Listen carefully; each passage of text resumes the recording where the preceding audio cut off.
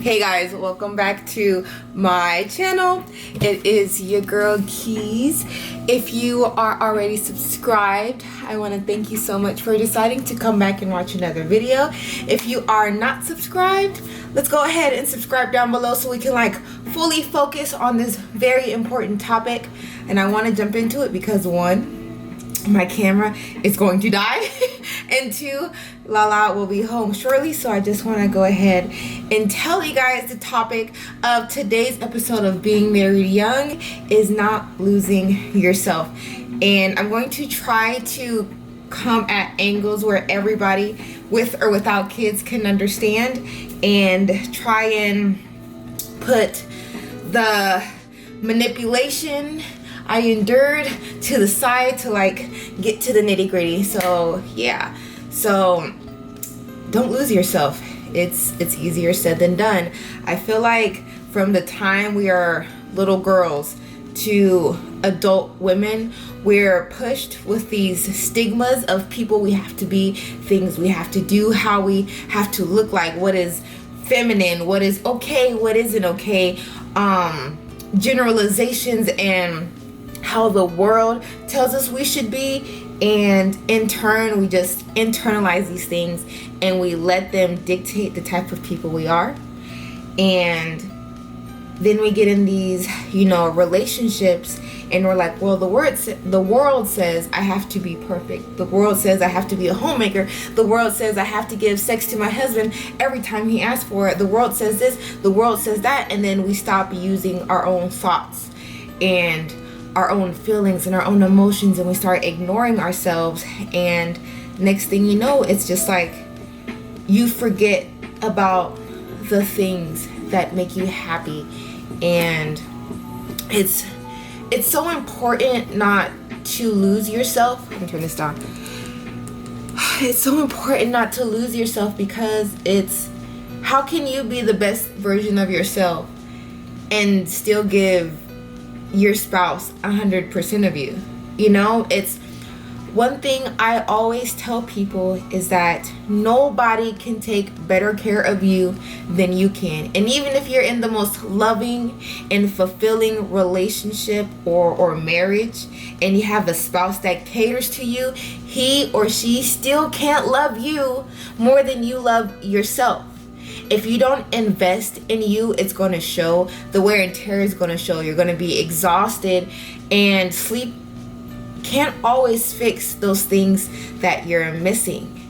One of my biggest downfalls when I got married was I was like, I'm married, so I have to completely shift my world and the things that make me happy. I've been a gym head for 8 years now. I love fitness. I love working out. That consumes such a big part of my life.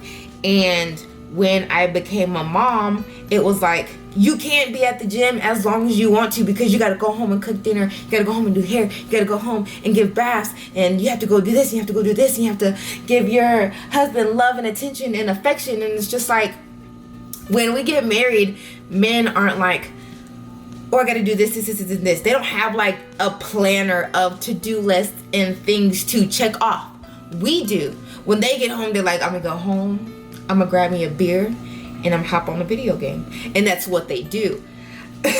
I recently had a conversation, I think it was with James, but I can't remember who exactly, when it was men going to bed versus women going to bed.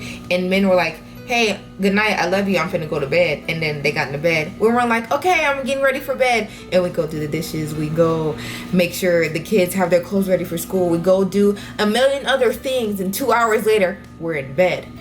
And I think that's not only how we're wired, but how we're made to feel like we have to be on top of everything and we have to be perfect at everything. We just have to exude happiness and everything is supposed to be okay.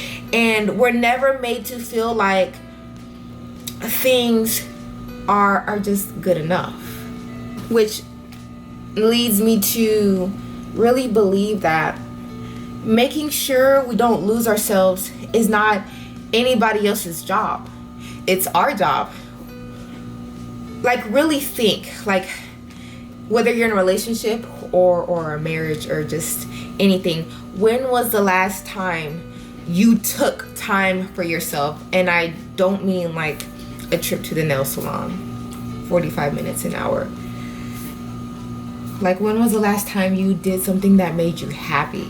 When was the last time you invested in a passion, or you tried something new, or you just were like, hey, I need a break, I'm gonna go, or hey, I need a break, handle the kids, I'm gonna go, and went to Barnes and Nobles and read a book and drank coffee for 3 hours? Right? When was the last time?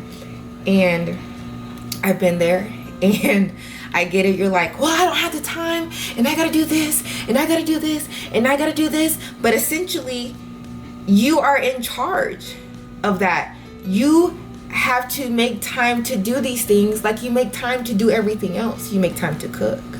You make time to go on date night. You make time to take your kids to the park or to do activities. You should be making time for yourself. You're a vital role of that relationship. You're a centerpiece of that family, and you're gonna make excuses as to why you don't have time. I feel like when we make excuses about not having time, we are not loving ourselves. We are not catering to ourselves, and we don't feel like we're worthy of that investment. And I feel like we have to change our mind. Like, screw what the world says about what you should be as a woman, what you should be as a wife, what you should be as a mom. Who do you want to be? You should want to be so in love with yourself, so at peace, so fulfilled that no outside anything can get in the way of you wanting to feel like that. You have to make time for you. When I left and I would go these weekends without Lottie, I was like, what do I do? I've just been a mom and a wife for these last 3 years. I don't, like, who am I?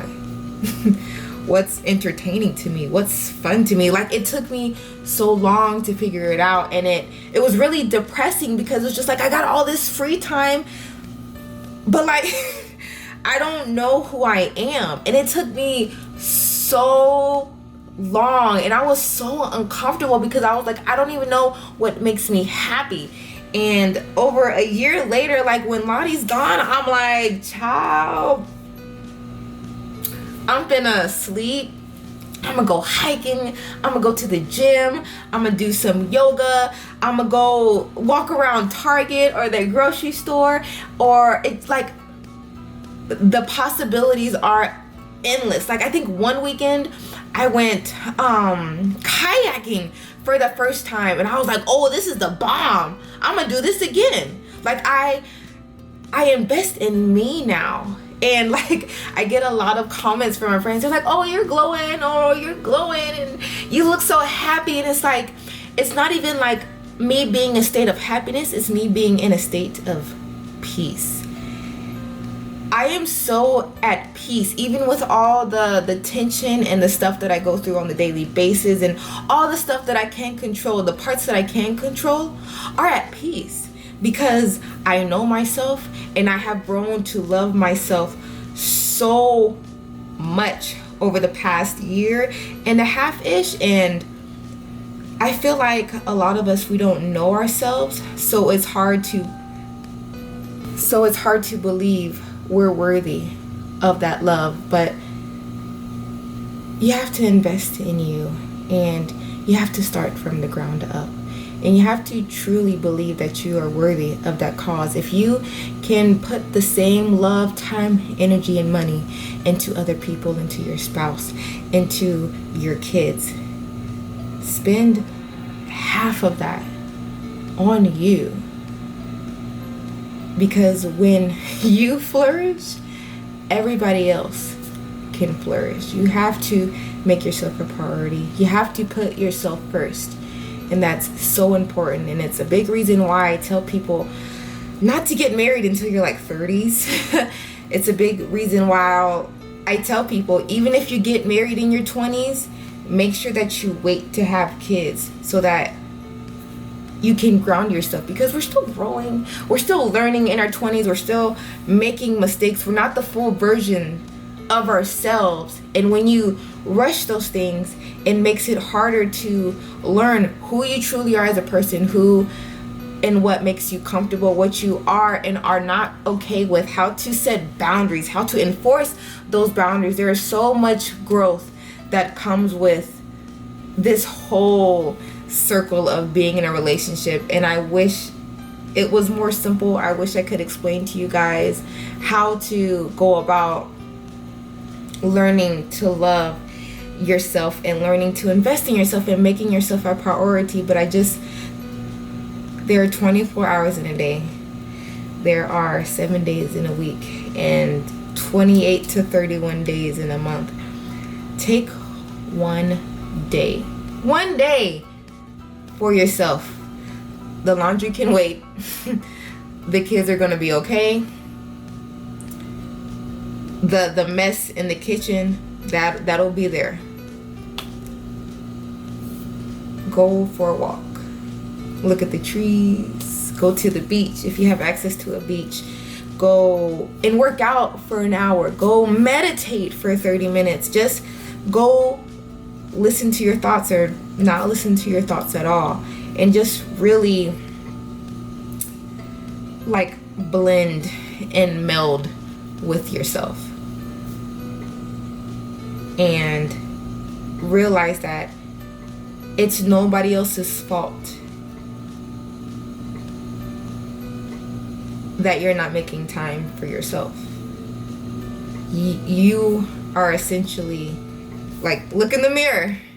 I know it's I don't like it, but yeah, it's on you, boo. You have to be the reason why you're like, I don't like this version of me, and I am tired, and I am depressed, and I am exhausted, and I don't get enough sleep, and I'm not happy, and I'm not fulfilled, and I'm not all of these things, and I want to be, but I need you to work with me. That's where communication comes in. I need you to work with me and allow me this time to myself and stop putting it off, because mentally and emotionally you're draining yourself and you're not filling your tank up. And when you're draining yourself, eventually you run out and eventually you crash. So I just want to encourage people to take care of themselves, find passions, find hobbies, and make yourself a priority. And I think I could think of ways to give you guys to get to that point, because I feel like I kind of know how to invest in myself at this point, but I think the journey is different for everybody. But at the core, it's loving yourself enough to do so. So, yeah, quick, not really lighthearted, but I do hope you got something from it.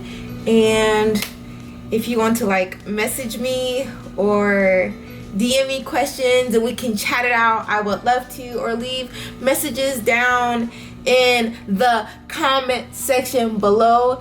And yeah, this might be like one of my shorter videos, which I'm actually quite shocked. Anyway, I'm gonna stop talking because I believe that my camera is like now dead, and I don't even know if it's recording right now. But if you stayed to the whole video, I want to say thank you so much, and I will see you guys in the next one. Love you, bye.